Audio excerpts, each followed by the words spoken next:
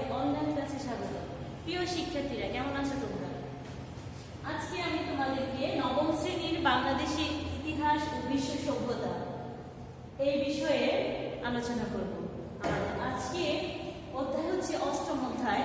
আমাদের আজকের আলোচনার বিষয় হচ্ছে বাংলার ইংরেজ শাসনের সূচনা। সেই সম্পর্কে আজকে আমি তোমাদের সামনে উপস্থাপন করব। আশা করি তোমরা ক্লাসটা মনোযোগ সহকারে শুনবে এবং দেখবে এবং সেই অনুযায়ী তোমরা পড়াশোনা করবে। বাংলায় অনেকের আগমন ঘটেছিল, তবে প্রথমে যারা আগমন ঘটেছিল তাদের মধ্যে কিভাবে তারা আমাদের দেশে আগমন করে এবং কি উদ্দেশ্যে তারা আগমন করে সেই সম্পর্কে আমরা এখন জানি।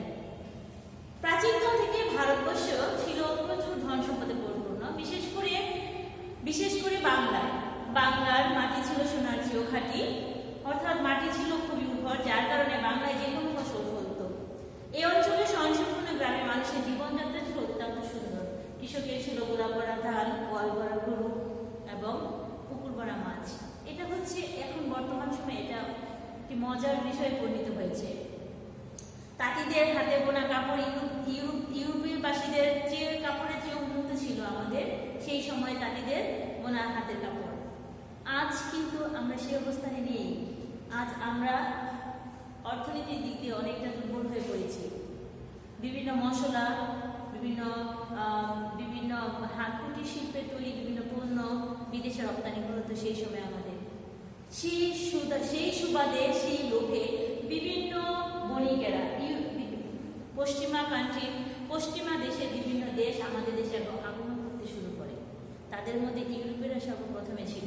এই ইউরোপীয় তারা প্রথমে বাণিজ্য করতে আমাদের দেশে ঠিক এসেছিল, পরে ক্ষমতার লোভে তারা বিভিন্ন এলাকা তাদের প্রতিস্থাপন করেছিল। এভাবে তারা আমাদের দেশে আগমন করেছিল। আজকে আমরা সেই ইউরোপদের আগমন সম্পর্কে জানব। সপ্তম শতক থেকে অঞ্চলের সঙ্গে আরব বণিকদের ব্যবসা বাণিজ্য ছিল একচেটিয়া। তারা বাণিজ্য করতে আসত মূলত সমুদ্রপথ দিয়ে। 1453 সালে তুর্কিরা দখল করে নেয় তাদের উপমহাদেশের সাথে। জলপথে ব্যবসা বাণিজ্য বন্ধ হয়ে যায়। সুতরাং প্রাচ্যের সাথে পাশ্চাত্যের সম্পর্কটাকে বাণিজ্যের জন্য তারা কি করেছিল, বিভিন্ন জলপথের মাধ্যমে আমাদের এই ভারতীয় উপমহাদেশে আসতে শুরু করেছিল। আমরা সেই সম্পর্কে সেই যে সমুদ্রপথে যে তারা রাস্তা তৈরি করেছিল সেটা সম্পর্কে জানবো। প্রথমে আমরা যাদের কথা বলবো তারা হচ্ছে পর্তুগিজ। 1438 সালে পর্তুগিজরা এই ভারতবর্ষে আগমন শুরু করেছিল। 1498 সালে 17ই মে ভারতবর্ষের পশ্চিমবঙ্গে কালিকট বন্দরে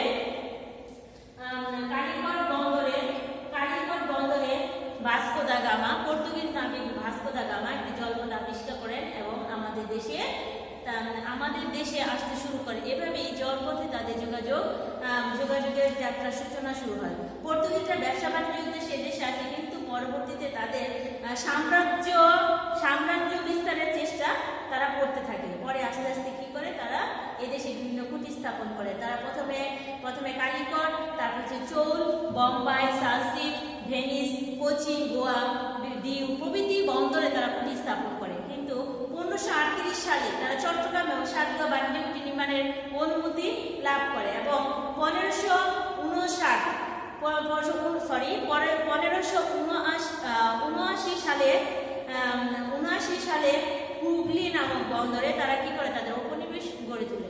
এভাবে তারা ব্যবসা বাণিজ্য করতে থাকে। পরে তাদের অলন্দাজদের সাথে তাদের প্রতিদ্বন্দ্বিতা হয়, ফলে তারা পরাজিত হয়। পরে তাদের এদেশ থেকে চলে যেতে বাধ্য হয়। তারপরে যারা আছে তারা হচ্ছে আমাদের অলন্দাজ বা ডাচ। তারা এদেশে এসে ডাচ ইন্ডিয়া কোম্পানি নামে একটি কোম্পানি গঠন করেন এবং বাণিজ্য কুটি স্থাপন করেন উপমহাদেশে। ভারতবর্ষে তারা কোম্পানি সনদ অনুযায়ী কালিকট, নাগাপট্টি, বাঁকুড়া বাণিজ্য কুটি স্থাপন করেন। ইউরোপীয় শক্তি ইংরেজদের মাধ্যমে তারা কি করতে থাকে, এখানে নানাভাবে তাদের কুটি স্থাপন করে। 1759 সালে তারা কি করে, এখানে কুটি স্থাপন করে। ইংরেজদের কাছে কিন্তু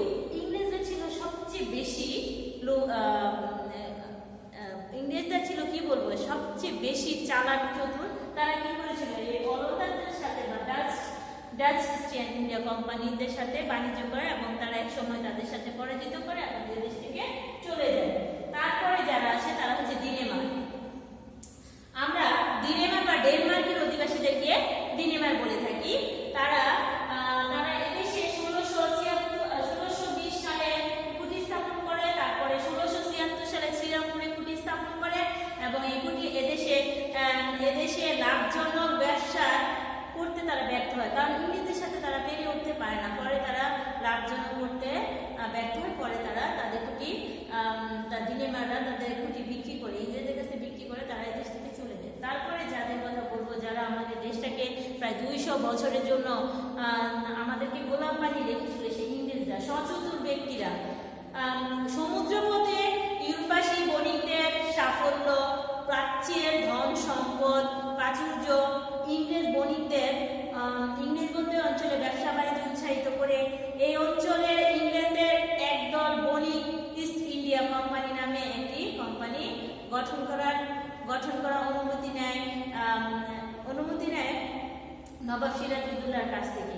তারা 1600 সালে ইস্ট ইন্ডিয়া কোম্পানি নামে একটি কুটি স্থাপন করে। প্রাচ্যের একচেটিয়া বাণিজ্য করার সনদপত্র তারা লাভ করেছিল নবাবের কাছ থেকে। তারপর ক্যাপ্টেন হকিস 1608 সালে বাংলার প্রথম জেমস সুপারিশপত্র নিয়ে বাণিজ্য করার সম্প্রসারণ লক্ষ্যে সম্রাট জাহাঙ্গীরের সাথে সাক্ষাৎ করেন। তার অনুমতিক্রমে 1612 সালে সুরাটে বাণিজ্য কুটি স্থাপন করেন। পরে সম্রাটের কাছ থেকে তিনি ইংরেজদের জন্য বাণিজ্য সুবিধা আদায় করতে থাকেন এবং 1619 সালে সে কি করেছিল, ভারতবর্ষ ত্যাগ করেন। তারপরে কোম্পানি সুরাট, আগ্রা, আহমেদাবাদ এখানে বিভিন্ন কুটি স্থাপন করেন তারা। কোম্পানি দ্বিতীয় বাণিজ্য কুটি স্থাপন করেন মসলিমপট্টিতে, বানানটা ভুল হয়েছে, মসলিপট্টিমে। তারপর বাংলায় 1200-তে বাণিজ্য করতে কুটি স্থাপন করে এবং 1668 সালে কুটি স্থাপন করে দ্বিতীয় চার্লস পর্তুগিজ রাজকন্যা ক্যাথারিনের সঙ্গে বিয়ের যৌতুক হিসেবে লাভ করেন বোম্বাই শহর। এভাবে অনেকে ইংরেজ করেন। তারপর আসে যে ফরাসিরা ইস্ট ইন্ডিয়া কোম্পানি ফরাসি ইস্ট ইন্ডিয়া কোম্পানি গঠন করা হচ্ছে 1668 সালে। সর্বত্র এদেশে বাণিজ্য কোম্পানি গঠন করেন এবং 1673 সালে পট্টিচেরিতে ফরাসি উপনিবেশ গড়ে তোলেন এবং 1674 সালের পর থেকে তাদের বাণিজ্য কার্যক্রম বাংলায় সম্প্রসারণ করতে থাকে। আস্তে আস্তে ইংরেজরা কি করে আস্তে আস্তে আমাদের দেশটাকে তারা বাণিজ্য করতে এসে তারা সাম্রাজ্য লোভটাকে আর কি করতে পারে না, নিজেকে সামলে রাখতে পারে না। দেশের এত সমৃদ্ধশালী দেশটাকে কিভাবে তাদের দেশে তাদের এখান থেকে সম্পদ নিয়ে যাওয়া যায়, তারপর হচ্ছে তারা কিভাবে আমাদের দেশটাকে নিজেদের করে নিতে পারে, সেই জন্য ষড়যন্ত্র করতে থাকে। এইভাবেই অনেকটা দিন চলে যায়। প্রায় 1757 সালে তখন বাংলা নবাব ছিলেন নবাব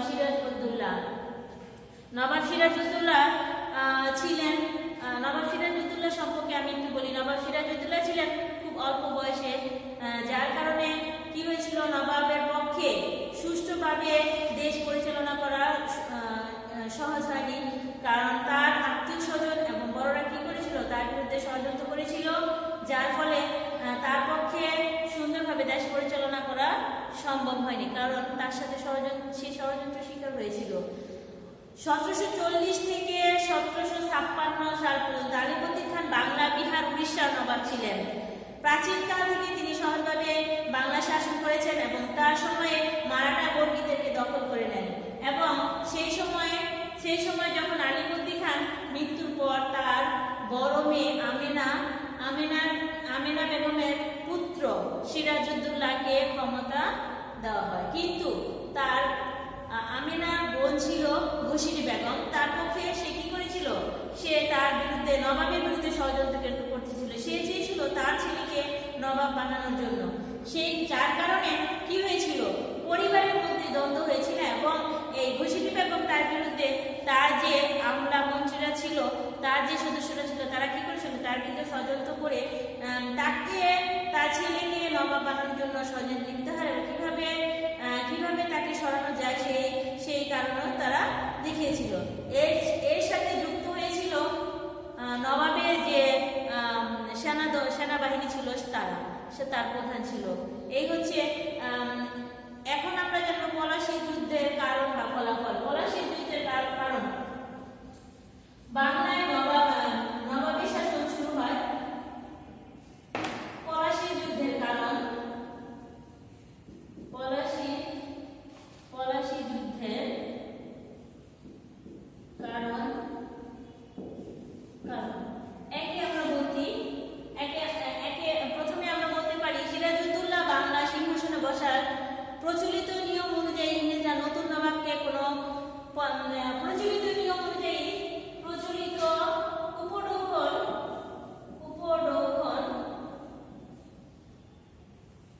প্রেরণ।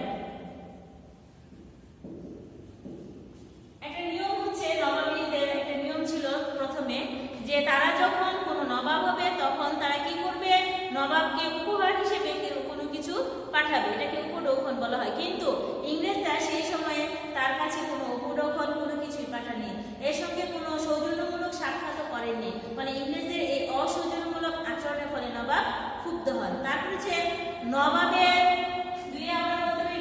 নিষেধাজ্ঞা, নবাবের কথাকে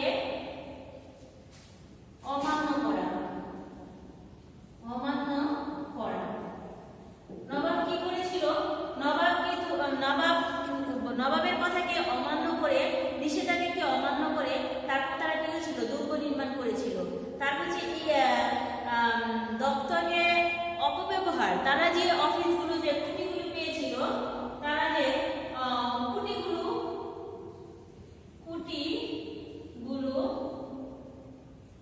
অপব্যবহার,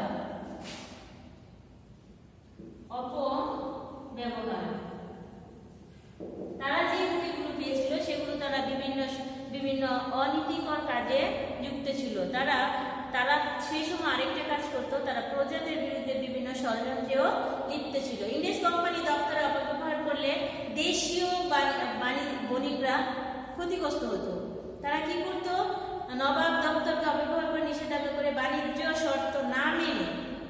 শর্ত তারা মানত না। বাণিজ্য শর্ত না মেনে তারা কি করতো, বিভিন্ন কাজ করতো। তারপরে আছে নবাব আলীবর্দী খানের সাথে যে চুক্তি ছিল, চুক্তি অমান্য করেছিল। অমান্য করা নবাবের সাথে তারা যে চুক্তিটা করেছিল সেই চুক্তিটাকে তারা সেই চুক্তি অনুযায়ী তারা কাজ করতো না। তারা কি করতো, অস্বীকৃতি জানায়। তাছাড়া জনগণকে নির্যাতন করার মতো এই নীতি বিরোধী কাজও তারা সেই সময় করতো। রাজা বল্লভ সেনের পুত্র কৃষ্ণ দাস তার পরিবারের সদস্য সহ প্রচুর ধন সম্পদ নিয়ে পালিয়ে গিয়ে ইংরেজদের কাছে আশ্রয় নেয়। তাকে ফেরত দেওয়া তো দূরের কথা, ইংরেজদের নিকট দূত পাঠান, কিন্তু ইংরেজ গভর্নর নবাবের দূতকে অপমান করে তাড়িয়ে দিয়েছিল, যা সওগত জংয়ের বিদ্রোহের সময় ইংরেজ নবাবের বিরুদ্ধে বিদ্রোহী সমর্থন হয়েছিল। ইংরেজ একের পর এক ঔদার্যপূর্ণ আচরণ এবং কাজকর্মের জন্য তারা কি করেছিল, তারা এই পলাশী যুদ্ধের অন্যতম একটা কারণ এখানে দেখিয়েছে। তারপর 1756 সালে জুন মাসে শুরুতে নবাব কলকাতা দখল করে নেন। তারপর যাত্রাপথে তিনি কাশিম বাজারে কুটি দখল করেন। নবাবের আকস্মিক আক্রমণে ইংরেজরা ফোর্ট উইলিয়াম দুর্গ ত্যাগ করে অন্যত্র চলে যান। হলওয়েলের বেশিরভাগ ইংরেজ আত্মসমর্পণ করতে ব্যর্থ হয়েছিল এবং তারা কি করেছিল, তারা ইংরেজ বন্দীদেরকে 18 ফুট দৈর্ঘ্য এবং 14.10 ফুট প্রস্থ একটি ছোট্ট ঘরে 146 জন ইংরেজকে বন্দী করে রেখেছিল। এরকম একটা মিথ্যে প্রচারণা তারা করেছিল নবাবের বিরুদ্ধে। ফলে নবাবের সেনাপতি মানিক চাঁদকে পরাজিত করে কলকাতা দখল করে নেয়। নবাব নবাবদার এই চারদিকে ষড়যন্ত্র এবং শত্রু পরিবেষ্টিত হয়ে ইংরেজদের সঙ্গে নজুহাত এবং অপমানজনক সন্ধি করতে বাধ্য হন এবং এই সন্ধিতে আলীনগর সন্ধি নামেই পরিচিত। এই ধরনের সব ধরনের সুযোগ সুবিধা পাওয়ার পর ক্লাইভের উচ্চ আকাঙ্ক্ষা আরো বাড়তে থাকে। ক্লাইভ, যার কথা বললেই নয়, যার কারণে আমরা প্রায় 200 বছর বাংলার স্বাধীনতার সূর্যকে কি করেছিলাম, অস্তমিত করে দিয়েছিলাম। সে ছিল ইংরেজদের মধ্যে খুব সচতুর একজন ব্যক্তি। সে কি করেছিল, এত কিছু পাওয়ার পরও তার আরো ধন পাওয়ার ইচ্ছা তার ছিল। সে কিভাবে বাংলাকে দখল করতে পারে, উপমহাদেশকে কিভাবে শাসন করতে পারে, উপমহাদেশ ধন সম্পদ কিভাবে তার দেশে নিতে পারে, কিভাবে এই দেশে রাজত্ব করতে পারে, সেই বিষয়ে তারা কথা বলেছিল। এরপরে আমরা জানি পলাশীর যুদ্ধের ঘটনা। পলাশীর যুদ্ধের ঘটনা অত্যন্ত মর্মদায়ক। পলাশীর যুদ্ধে আমরা এর আগে জানলাম কি কারণটা ছিল। এখন যে পলাশীর যুদ্ধের ঘটনা, পলাশীর যুদ্ধ বাংলা তথা উপমহাদেশের জন্য অত্যন্ত গুরুত্বপূর্ণ একটি ঐতিহাসিক ঘটনা। 1757 সালে 23 জুন ভাগীরথী নদীর তীরে পলাশীর আমবাগানে, যেটাকে আমরা আম্রকানন বলি, এটা হচ্ছে আমবাগানে এই যুদ্ধটা সংঘটিত হয়। ইতিমধ্যে রবার্ট ক্লাইভ তার অবস্থান সুদৃঢ় করতে সন্ধি ভঙ্গের অজুহাতে নানা রকমের সুদৃঢ় পরিকল্পনা করতে থাকে। তারপর সেই নবাবের যে বিশ্বস্ত যারা কর্মচারী ছিল তাদের সাথে কি করে থাকে, তারা হাত মিলাতে থাকে। তারপর নবাবের বিরুদ্ধে ষড়যন্ত্র করার পর নবাবের যে সেনাপ্রধান ছিলেন তার সাথে হাত মিলায় এবং সেনাপ্রধানকে সে ক্ষমতা লোভ দেখিয়ে ইংরেজদের সাথে হাত মিলাতে বলে। সে বলেছিল যে নবাব আজ যেখানে বসে আছে এখানে আপনাকে আমরা বসাবো। সেই সেনাপ্রধান ছিলেন মীর জাফর, যাকে আমরা ইতিহাসে মীর জাফর বলেই আমরা জানি, যার কারণে বাংলার স্বাধীনতা সূর্য চিরদিনের জন্য প্রায় 200 বছরের জন্য অস্তমিত হয়েছিল। সেই মীর জাফর কি করেছিল, বিশ্বাসঘাতকতা করেছিল। যদিও শপথ করেছিল সে দেশের মানুষের সাথে কখনোই কি করবে না, বিশ্বাসঘাতকতা করবে না, কিন্তু পলাশীর আক্রমণে 23 জুন দুপুরবেলা যখন যুদ্ধ সংঘটিত হয়েছিল তখন তার সেনাপ্রধান এসে কি করেছিল, নীরব নিস্তব্ধভাবে দাঁড়িয়েছিল। কিন্তু তারপরও কিছু লোক ছিল যারা তার পলাশীর যুদ্ধটা চালিয়ে গিয়েছিল, কিন্তু দুপুরের বেলা যখন তারা বিশ্রাম নিতে চেয়েছিল তখন পেছন থেকে তারা আক্রমণ করেছিল। যার মীর জাফরের সেই বিশ্বাসঘাতকতার ফলের কারণে বাংলার 200 বছরের ইতিহাস স্বাধীনতা সূর্য ডুবে গিয়েছিল। এই হচ্ছে আমাদের পলাশীর যুদ্ধের ঘটনা। এখন আমরা জানি পলাশীর যুদ্ধের পতনের কারণ হচ্ছে নবাবের সেনাপতি মীর জাফর, যেটা বললাম মীর জাফরের বিশ্বাসঘাতকতা, তরুণ নবাবের অভিজ্ঞতা দূরদর্শিতার অভাব ছিল। তারপরে সেনাপতি মীর জাফরের ষড়যন্ত্রের কথা জানা সত্ত্বেও তিনি কোনো কি করেন নাই, তিনি কোনো পদক্ষেপ নেননি। তারপরে ইংরেজ সম্পর্কে সতর্কতা ফরাসি এবং ইংরেজের ষড়যন্ত্রের কথা তিনি বুঝতে পারেননি। নবাবের শত্রুপক্ষ ছিল ঐক্যবদ্ধ এবং উন্নত রণকৌশল ছিল তারপরে রবার্ট ক্লাইভ ছিল দূরদর্শীপূর্ণ এবং কুটিল বুদ্ধি সম্পূর্ণ। ফলাফল নবাব সিরাজউদ্দৌলার পলাশীর যুদ্ধের সাথে নবাব সিরাজউদ্দৌলাকে বন্দী করা হয় এবং তাকে মেরে ফেলা হয়। তারপরে প্রকৃত ক্ষমতা ছিল রবার্ট ক্লাইভের হাতে, কিন্তু নবাব হিসেবে শুধুমাত্র চেয়ারের মালিক ছিল হচ্ছে মীর জাফর। তারপরে পলাশীর যুদ্ধের ফলে ইংরেজরা বাংলার একচেটিয়া ব্যবসা বাণিজ্য করেছিল। এই যুদ্ধের পর ইংরেজি শক্তির কাছে এদেশের মানুষ পরাজিত হয়েছিল। পলাশীর যুদ্ধে সুদূরপ্রসারী পরিণতি ছিল উপমহাদেশে কোম্পানি প্রতিষ্ঠা করা। তারপরে যুদ্ধের ফলে বাংলা তথা ভারতবর্ষের স্বাধীনতা। তারপরে আসে বক্সারের যুদ্ধের কারণ বক্সারের যুদ্ধের ফলে এদেশে মীর কাসিম প্রথমে ইংরেজদের রাজনৈতিক হস্তক্ষেপ বন্ধ করেছিল, আস্তে আস্তে পতন হয়েছিল এবং 1717 সালে মুঘল সম্রাটের ফরমানে ইংরেজদের ব্যবসা বাণিজ্যের যে সুযোগ সুবিধা ছিল সেটা ক্ষতিগ্রস্ত হয়েছিল, তাদেরকে বন্ধ করে দেওয়া হয়েছিল। আস্তে আস্তে বক্সারের যুদ্ধের ফলাফল ছিল বক্সারের যুদ্ধে কাশিম বাজারের স্বাধীনতা রক্ষায় শেষ চেষ্টা ব্যর্থ হয়েছিল। তারপরে এই যুদ্ধের ফলে রবার্ট ক্লাইভ দিল্লির সম্রাটদের কাছে অনানুষ্ঠানিকভাবে বাংলা, বিহার, উড়িষ্যার দেওয়ানি লাভ করেছিল। এটা হচ্ছে নবাবের কি বলবো, ইংরেজ যে রবার্ট ক্লাইভ যে সচেতন ছিল সেই বিষয়। তারপরে কোম্পানি দেওয়ানি লাভ করেছিল, ফলে আস্তে আস্তে বাংলায় দ্বৈত শাসনের সূচনা ছিল, চিরস্থায়ী বন্দোবস্ত হয়েছিল। আস্তে আস্তে বাংলার স্বাধীনতার সূর্য প্রায় 200 বছরের জন্য স্তম্ভিত হয়ে গিয়েছিল। আজ এই ভাঙাচোরা উপমহাদেশ নিয়ে আস্তে আস্তে আমরা কি হয়েছি, আজকের এই স্বাধীন বাংলাদেশ আমরা পেয়েছি। আজকে আলোচনা এতটুকুই, আমি আর বলবো না, পরবর্তীতে আবার আলোচনা করব। তোমরা অবশ্যই ক্লাসটা মনোযোগ সহকারে দেখেছো, শুনেছো, বুঝেছো।